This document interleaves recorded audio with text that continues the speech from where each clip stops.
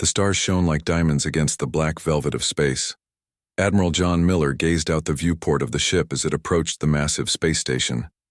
The station hung in orbit around a neutral planet, far from Earth and even farther, from the center of the Galactic Council's territory. John straightened his blue uniform and touched the small pin on his chest. It was Earth's flag, the only symbol he was allowed to wear to this meeting. His heart beat faster as the ship docked with a soft thud. This was it. First official contact between Earth and the Galactic Council. "Ready, Admiral?" asked Captain Lisa Bennett, his second in command. "As ready as I'll ever be," John replied, trying to sound calm. "Remember the plan. If I don't send a message in 6 hours, leave without me." Lisa nodded, her face serious. "Good luck, sir. Earth is counting on you." John walked down the long, gleaming hallway of the station. 2 tall, blue-skinned aliens waited for him. They had 4 arms each and wore flowing silver robes. "Human representative," one said in perfect English. "Follow us to the council chamber." John followed them through twisting corridors. The air smelled strange, like cinnamon and metal. Finally, they reached a massive door that slid open without a sound. The council chamber took John's breath away. It was huge, with a high ceiling that showed the stars above through clear glass. In the center was a round table with 12 seats. Each seat held a different alien. Some looked almost human. Others were so strange that John could hardly believe. They were alive.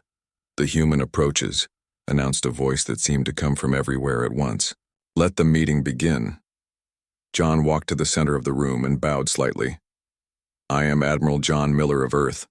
I bring greetings from our planet and our hope for friendship." A tall, green-skinned alien with golden eyes stood up.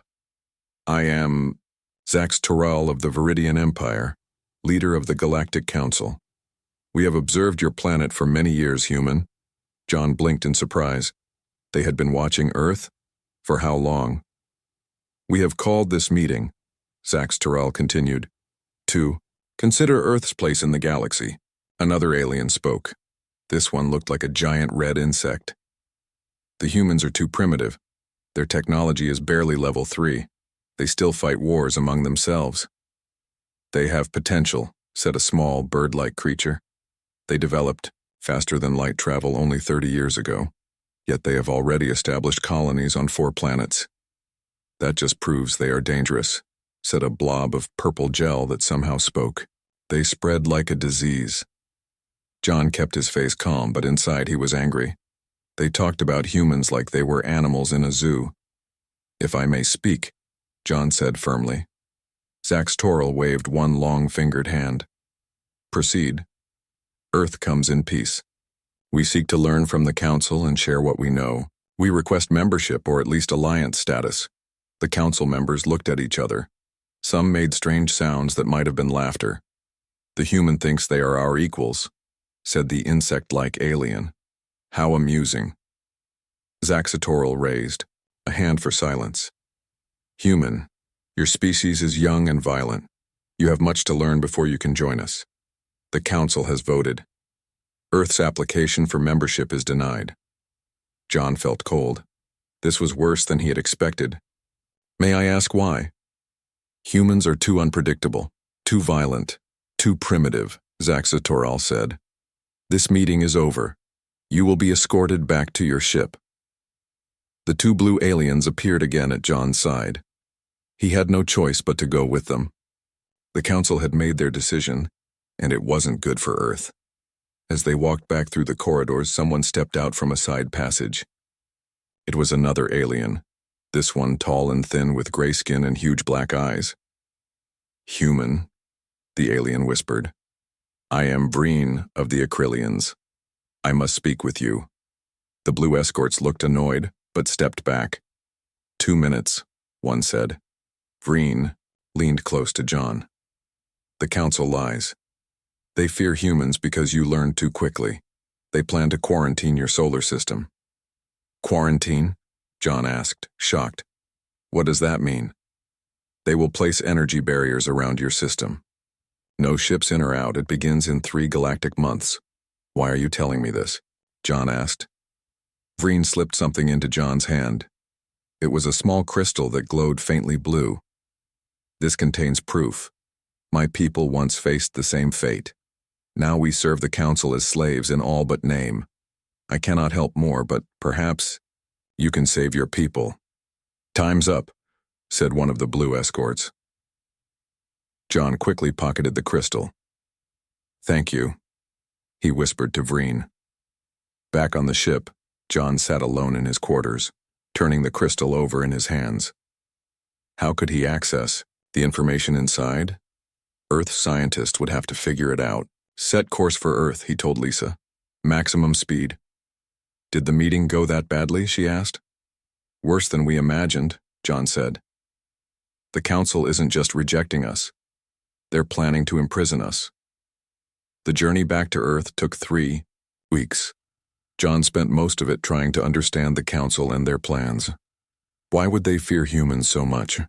When they finally reached Earth, President Susan Clark called an emergency meeting. John stood before the president and the Joint Chiefs in a secure underground room beneath the White House. The meeting was a setup, John explained. They never intended to accept us. He placed the crystal on the table. Earth's scientists had finally unlocked it the day before. This contains classified council documents. Their plans are worse than quarantine. Dr. William Young, Earth's top scientist, activated a hologram that projected from the crystal. It showed plans for massive ships and mining equipment. The council doesn't just want to contain us, Dr. Young explained. They plan to process Earth. That means strip mining our resources and sending humans to labor colonies. The room went silent. How long do we have? Asked President Clark, her voice steady despite the terrible news. About 2 months before they begin the quarantine, John answered. After that, they'll start bringing in their processing ships. Have they done this before? General Paul Harris asked. John nodded grimly. According to the data, 17 other species. Some were completely wiped out when they resisted. President Clark stood up. She was a small woman, but in that moment she seemed to fill the room. Then we have 2 months to prepare. They think we're primitive and helpless. We'll show them how dangerous humans can really be when backed into a corner. What can we do against their technology? Someone asked. We learn from it, President Clark said. Admiral Miller, I'm placing you in charge of our response. Work with Dr. Young and find a way to fight back. Yes, Madam President, John said. As everyone filed out of the room, John looked again at the hologram showing the council's plans.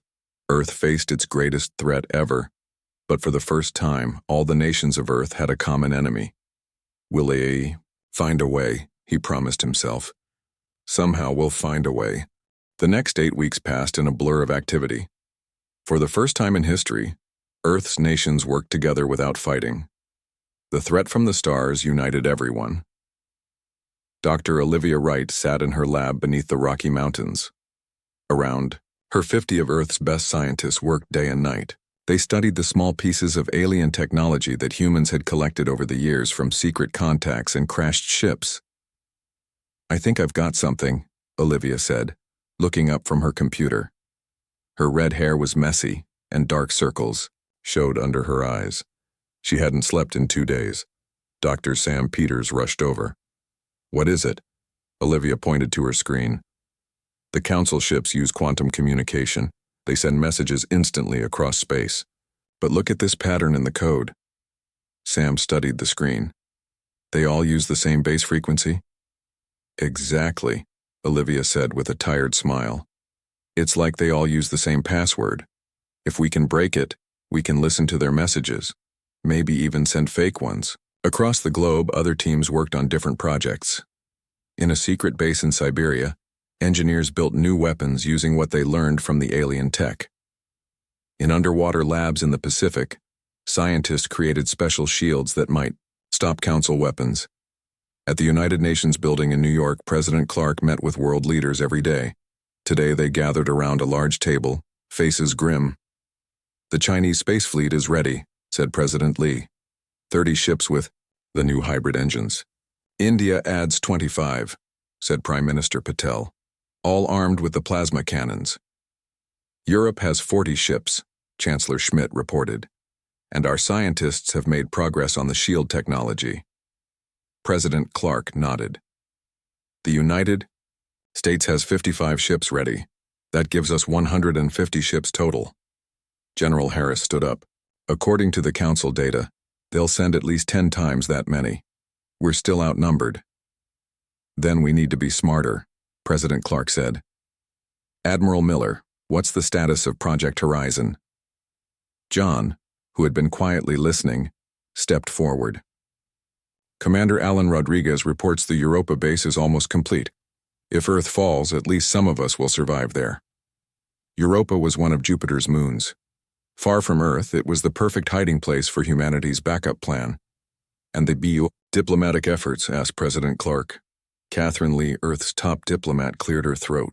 I've established contact with representatives from 2 non-council races, the Acrylians and the Tellurians. They can't help us openly, but they've provided valuable information. Such as, asked General Harris. The Council fleet will arrive. Through the Kuiper Belt, Catherine explained. They'll set up the quarantine by placing thousands of energy buoys around our solar system. The buoys create a field that stops ships from jumping to faster-than-light speeds. So we'd be trapped, John said. Catherine nodded. But the Acrylians told me something interesting. The field has weak points where the buoys connect. With the right frequency, we might be able to create temporary holes. Enough to get ships through? President Clark asked. Small ones. Yes. President Clark looked around the table. Ladies and gentlemen, I think we have the beginnings of a plan. Later, that day, John met with Commander Alan Rodriguez via secure video link. Alan was already on Europa overseeing the construction of the secret base. How's it coming? John asked. Alan's face on the screen looked tired but determined. The base is nearly operational. We've hollowed out a section under the ice. It can hold up to 10,000 people. Let's hope we never need it, John said. What about the special project? Alan asked quietly. John glanced around to make sure no one else could hear. Dr. Wright is making progress.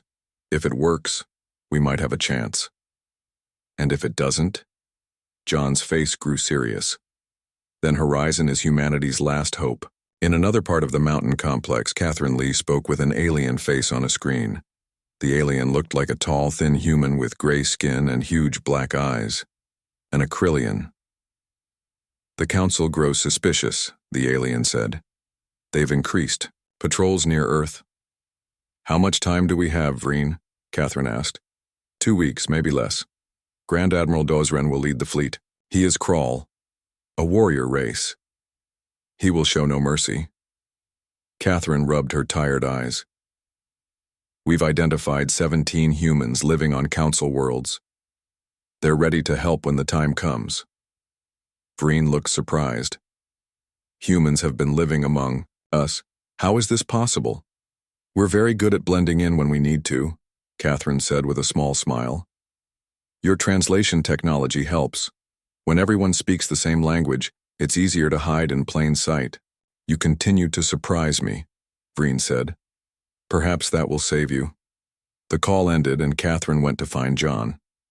She found him in the war room with Olivia Wright. We've done it, Olivia said, her face glowing with excitement. We've cracked their quantum communication code. We can listen to everything they say. Even better, John added, we've figured out how to create a virus that spreads through their network. It won't kill anyone, but it will disable their ship's weapons and engines. How do we deliver it? Catherine asked. That's the hard part, Olivia admitted. One of us has to get onto a council ship and plug this device into their system. She held up a small metal cube. I'll do it, John said without hesitation. Catherine shook her head. You're needed to command the fleet. I should go. Neither of you will go, came a voice from the doorway. President Clark walked in. We have volunteers for that mission already. People with nothing to lose. The following week, Earth's unified fleet gathered in orbit. 150 ships, each carrying the best technology humans could create. They didn't look impressive compared to council ships, but they carried humanity's hopes. John stood on the bridge of the flagship, now renamed the USS Defiant. Olivia sat at a console nearby, monitoring the quantum communication network they had tapped into. They're coming, she said suddenly. Multiple ships just appeared at the edge of the solar system. John took a deep breath. Send the coded message. To all ships.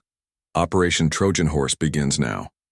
Across the solar system on Europa, Alan Rodriguez received the message. He turned to his team. It's time. Activate the quantum disruptors. Small devices hidden on asteroids throughout the solar system came to life. They began to create tiny blind spots in the Council's sensor network, holes through which small, stealthy human ships could slip undetected. Send in the teams, Alan ordered. 20 small ships detached from the Europa base and vanished into space. Each carried hackers, engineers, and special forces soldiers. Their mission? Infiltrate the Council fleet.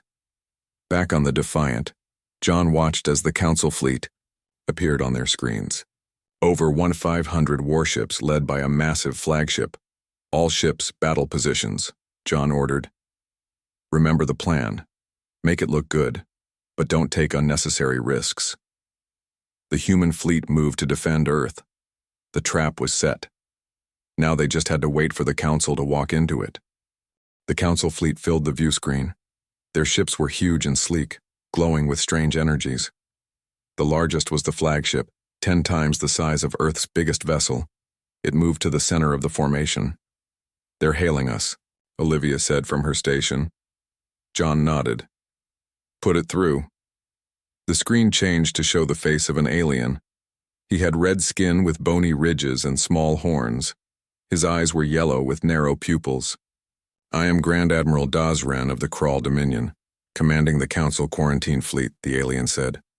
Your solar system is now under Council control. Surrender your ships or be destroyed. John kept his face calm. This is Admiral John Miller of Earth. We request time to discuss your demands. Dazran made a sound like rocks grinding together. It might have been laughter. There is nothing to discuss. You have 1 hour to power down your weapons. Then we begin placing the quarantine. Boys. The screen went dark. He's as charming as advertised, Lisa Bennett said from her position at Tactical. John turned to Olivia. Are they using the quantum network?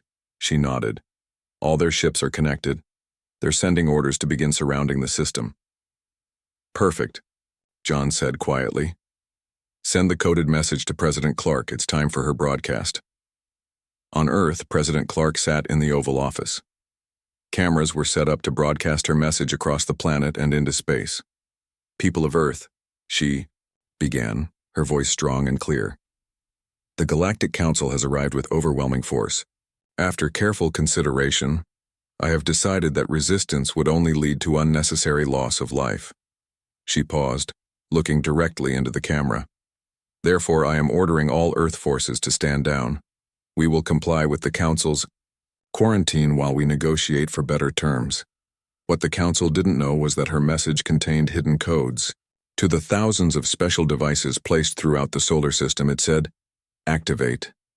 To Earth's fleet, it said, begin the deception. And to the sleeper agents on Council worlds, it said, stand ready. In space, the human fleet began to power down weapon systems, making a show of surrender.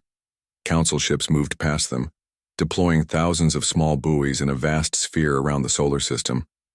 Each buoy connected to the others with beams of energy, creating a net that would prevent faster-than-light travel. On the Defiant, John watched the process. Status of our stealth ships? He asked quietly. All 20 have slipped through the sensor gaps, Lisa reported. They're approaching their target ships undetected. On Europa, Alan Rodriguez monitored the quantum disruptors. They were creating just enough interference for the small ships to pass through. He watched as each team reported successful boarding of a Council ship. Phase 1 complete, he told his officers. Begin Phase 2. The teams on the Council ships moved silently through ventilation shafts and maintenance tunnels. Each carried a small metal cube, the delivery system for Olivia's quantum virus. They reached the computer cores of their target ships and attached the devices.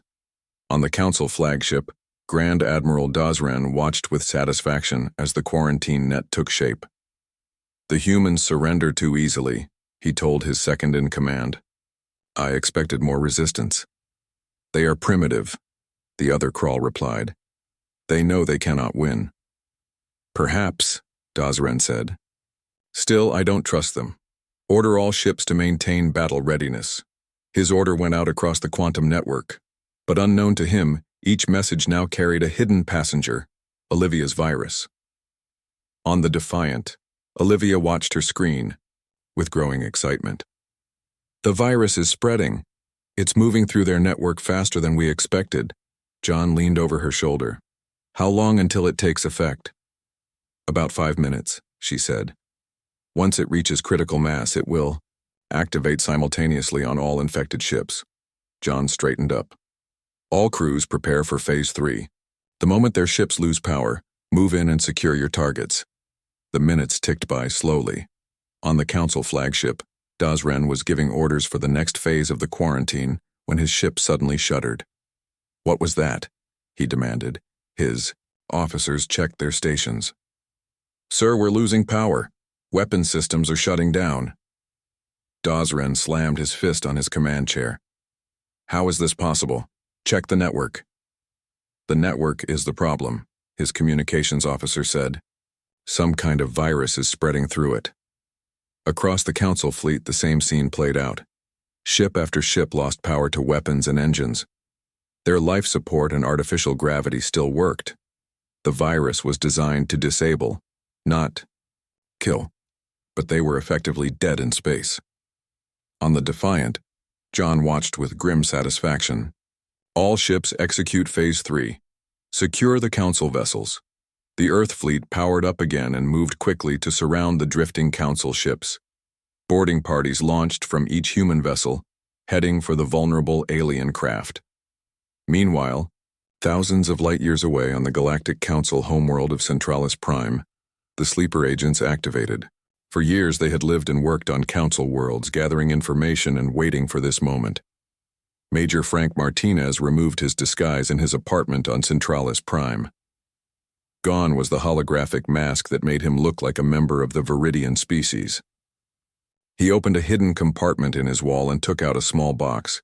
Inside was Earth military equipment, compact and powerful. He activated his communication device. Eagle to Nest. Operation Shadow begins now.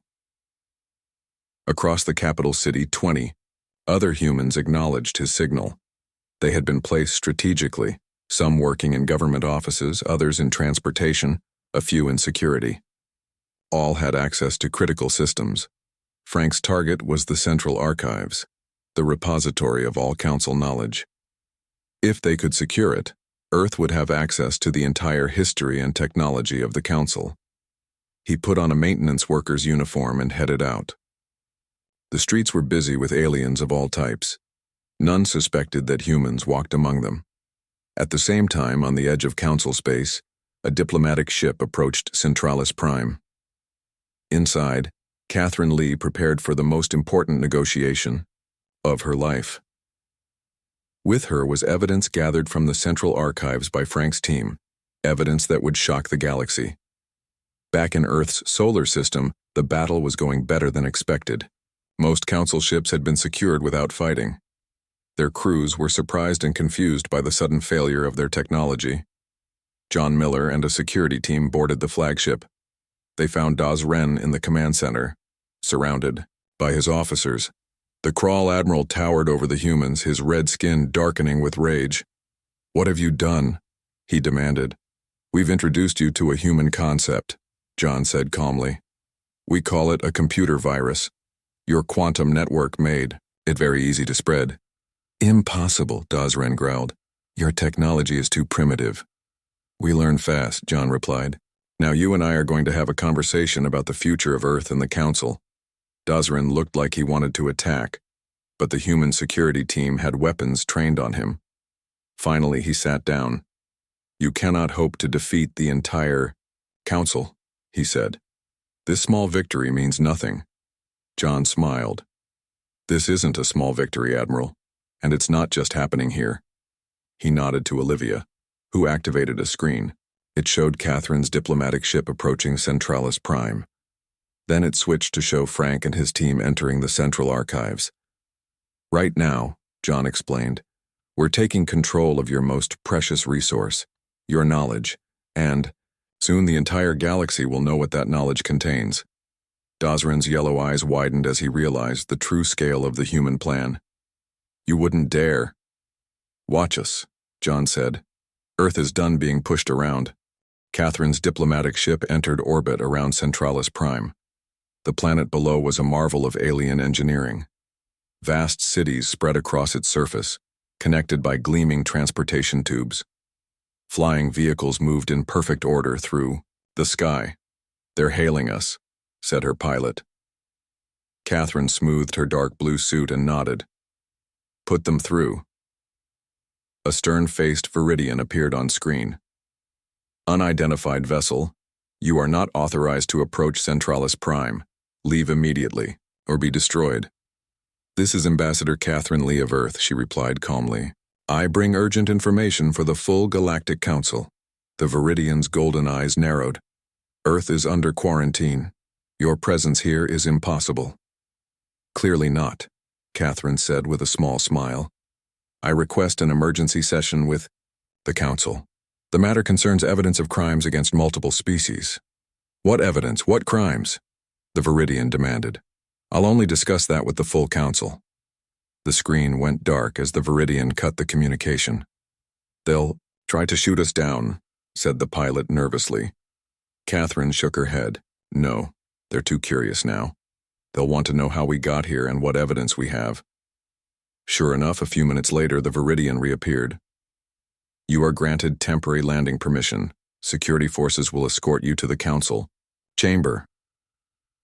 On the surface, Catherine and her small team were met by armed guards. They were led through the spectacular capital city. Aliens of many species stopped to stare at the humans. Some looked afraid, others curious or angry.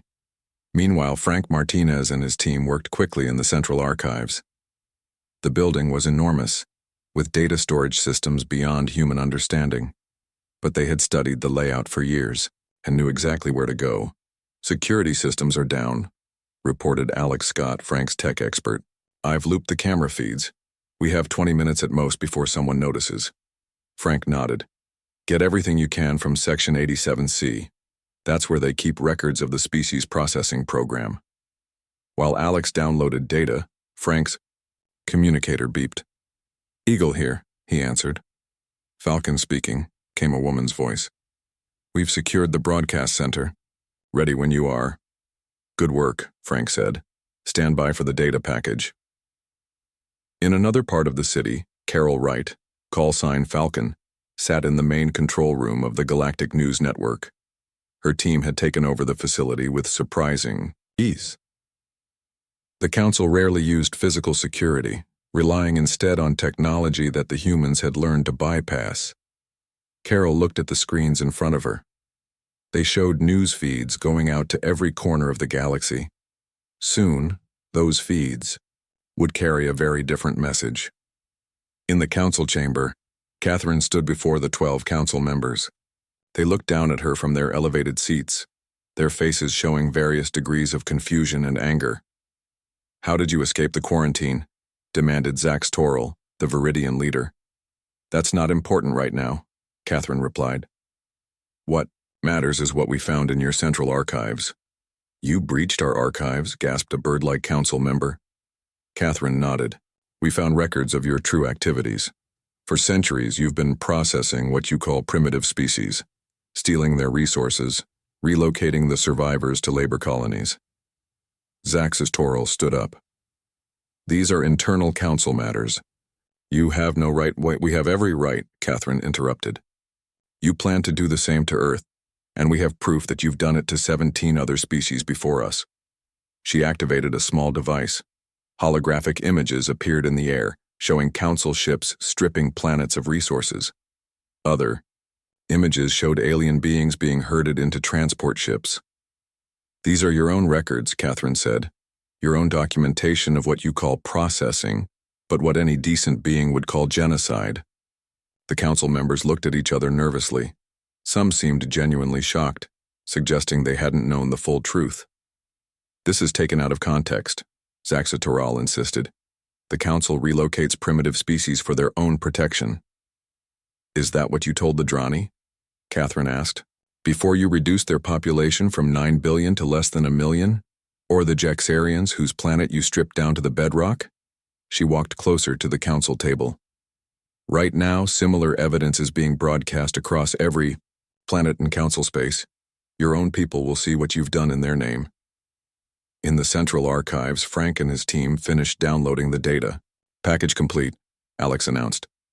Sending it to Falcon now. Frank checked his watch. Time to go. Meet at extraction point B in 30 minutes. As they prepared to leave, alarms suddenly blared through the building. Security breach detected, announced an automated voice. All exits sealed. Frank cursed under his breath. They found us. Plan B, head for the roof. At the broadcast center, Carol received the data package. Beginning transmission, she told her team. She activated the master control and the evidence from the archives began streaming to every corner of the galaxy. Images of council atrocities flashed across screens on thousands of worlds. Records of meetings where council leaders coldly discussed the elimination of entire civilizations. Plans for future processing of 17 developing worlds, including Earth. The response was immediate and overwhelming. On council homeworlds, citizens took to the streets in protest. On subjugated planets, there were uprisings.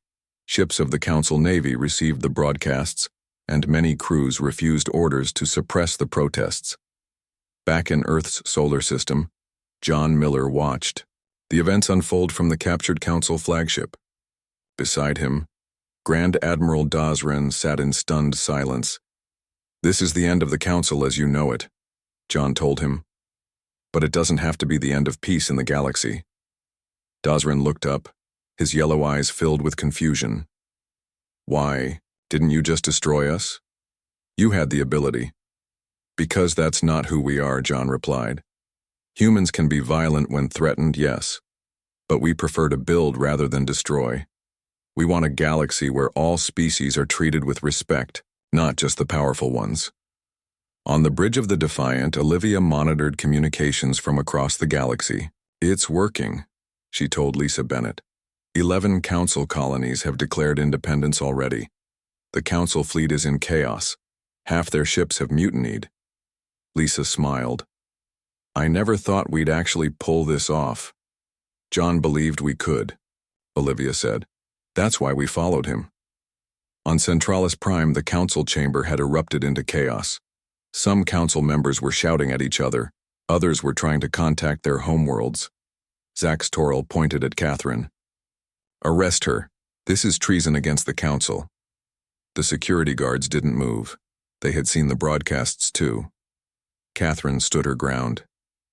The age of the council's tyranny is over. We offer a different path forward. A true alliance of equals where no species dominates another. At that moment, the doors burst open. Frank Martinez and his team rushed in, breathless from their escape across the city rooftops.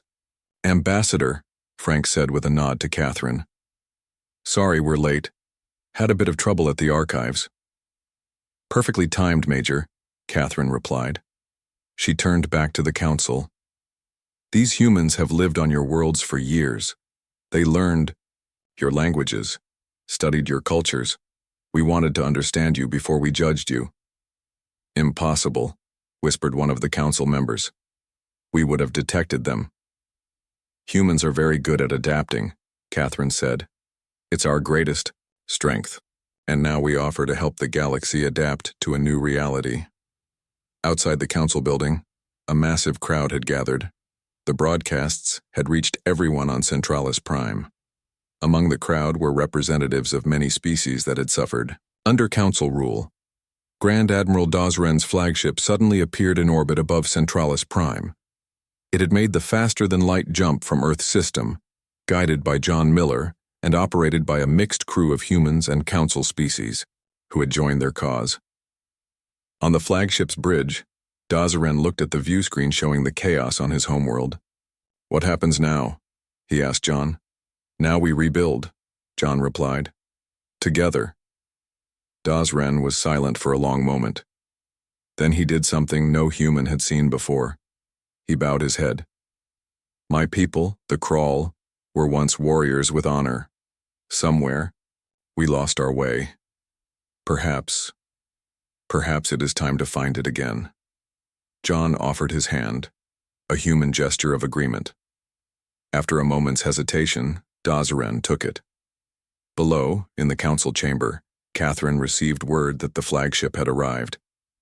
The Earth fleet will be here within days, she told the council, not to conquer but to help establish a new order, one based on mutual respect and cooperation. She looked around at the stunned faces of the council members. Earth's revenge isn't destruction, it's transformation. We're going to change the galaxy for the better, whether you help us or not. 3 months passed quickly. The galaxy changed more in those 90 days than it had in the previous 1,000 years. John Miller stood in the new Alliance chamber on Centralis Prime. The room had once been the Galactic Council chamber, but now it looked very different. The high table where the 12 council members had sat was gone. In its place was a large round table with 27 seats. Each seat was filled by a representative from a different species. John adjusted his new uniform, dark blue with silver trim, the colors of the new Galactic Alliance. He took his seat next to Catherine Lee, who now served as Earth's main diplomat. Nervous? Catherine asked with a small smile. A little, John admitted. I never thought I'd be helping to run a galactic government. None of us did, Catherine said. But here we are. Across the table sat Vreen, the Acrylian who had first warned John about the council's plans. Next to him was Dazaren, the former council admiral who had surprised everyone by supporting the new alliance. The rest of the seats were filled with representatives from both former council species and those who had been labeled primitive. At the center of the table sat Olivia Wright. After her work with the quantum virus, she had been asked to lead the new science directorate, overseeing technology sharing between species. Her red hair was cut short now, and she wore glasses that contained an advanced translator. Let's begin, Olivia said, standing up. The first meeting of the Galactic Alliance is now in session. Outside the chamber, life on Centralis Prime had changed dramatically. The strict hierarchies of the old council were gone. Species that once would have been arrested just for setting foot on the planet now walked freely through its streets. Markets sold goods from across the galaxy, and restaurants served foods from hundreds of worlds. Frank Martinez sat at a small cafe near the former Central Archives, now renamed the Galactic Knowledge Center. He sipped a drink that tasted like coffee but was purple. Alex Scott, his former team member, sat down across from him. How's civilian life treating you, Major? Frank smiled. It's just Frank now, and it's good. Strange, but good. Missing the action? Frank looked around at the peaceful street. Not really. I think we've all had enough excitement to last a lifetime. In orbit above Centralis Prime, the Earth fleet had been joined by ships from many worlds. The former Council Navy was being restructured, with crews now mixed from different species. The USS Defiant floated among them, its hull bearing both Earth's flag and the new symbol of the Alliance, a spiral galaxy with 27 stars. Lisa Bennett stood on the Defiant's bridge, now serving as its captain. John had recommended her for the position when he took his place on the Alliance Council. Captain, called her communications officer. We're receiving a transmission from Europa Base. Put it through, Lisa ordered. Alan Rodriguez appeared on screen. The Europa Base was now a thriving outpost serving as Earth's forward position in space. Captain Bennett, Alan said with a salute. Just checking in with the latest updates. The terraforming technology we got from the Viridians is working well on Mars. First city should be habitable in about a year. Good to hear, Lisa replied. Any word on the deep space exploration program? Alan nodded. 5 ships are ready. They'll be heading to the edges of known space next month. We've got mixed crews. Humans working alongside Acrylians, Tellurians, even a few Crawl. Who would have thought? Lisa said with a smile. Back in the Alliance chamber, the representatives were discussing the trials of former council leaders. Those responsible for the processing program faced justice for their crimes. Zaxteral and 6 others have been found guilty, reported a Tellurian representative. They will serve their sentences on rehabilitation worlds, helping to rebuild the planets they once ordered destroyed. John nodded in approval. The Alliance didn't believe in revenge, only justice and restoration. What about the 17 worlds that were scheduled for processing? Asked a representative from a small green-skinned species. Catherine stood up. I've visited all 17 personally. We've removed the Council monitoring devices from their planets. They'll be allowed to develop naturally, with non-interference protection under Alliance law. And if they develop faster than light travel? Someone asked. Then we welcome them as equals, John said firmly. No more primitive classifications, no more superiority complexes. The discussion moved on to trade agreements and scientific cooperation. John found himself thinking about how much had changed since that first council meeting only months ago. Humans had gone from facing extinction to helping lead a new galactic order. After the meeting, John walked with Olivia through the gardens outside the Alliance building. President Clark sent a message, Olivia said. She's coming next month for the formal treaty signing. All Earth's nation leaders will be here. It's still hard to believe, John said. We took such a huge risk. It paid off, Olivia replied. And not just for humans. Look around. Every species is better off now. It was true. The Alliance was already showing results. Planets that had been poor under Council rule were receiving aid and technology. Species that had been kept apart were learning from each other. Even the former Council homeworlds were changing for the better as they abandoned their old prejudices. That evening, a ceremony was held in the main plaza of Centralis Prime. Representatives from all 27 Alliance species gathered to commemorate the 3-month anniversary of what many now called the Great Change. Catherine Lee gave a speech that was broadcast across the galaxy. She stood on a platform, her voice clear and strong. 3 months ago, humanity faced extinction at the hands of the Galactic Council. We could have responded with destruction. We had the means and the motivation, but we chose a different path. The crowd listened in silence as she continued. Earth's revenge wasn't the destruction of our enemies, but the transformation of a broken system. We believe that all sentient beings deserve respect and freedom. We believe that cooperation is stronger than domination. And we believe that the greatest victory isn't defeating your enemy, but turning your enemy into a friend. She gestured to where John stood with Daza Ren, the human, and the Crawl side by side. Look at what we've accomplished together in just 3 months. Imagine what we can do in a year, in a century. The galaxy is vast, with room for all of us to grow and thrive together. The crowd erupted in cheers that seemed to shake the ground. Later, John found himself on a balcony overlooking the city. The lights below shimmered like stars, and actual stars filled the sky above. Olivia joined him, leaning on the railing. "Penny for your thoughts, Admiral?" she asked. "I was just thinking about that first council meeting," John said. "How they looked down on us as primitives. How they thought we were just violent animals." "We proved them wrong," Olivia said. "Not entirely," John replied. "Humans can be violent when threatened, but we're also capable of compassion and forgiveness. That's what they didn't understand." He looked up at the stars, knowing that Earth was out there, a small blue planet that had changed the course of galactic history. "Our revenge wasn't destroying them," he said quietly. "It was showing them a better way." "The most devastating revenge of all," Olivia agreed with a smile. On a small screen in John's pocket, a message appeared from President Clark.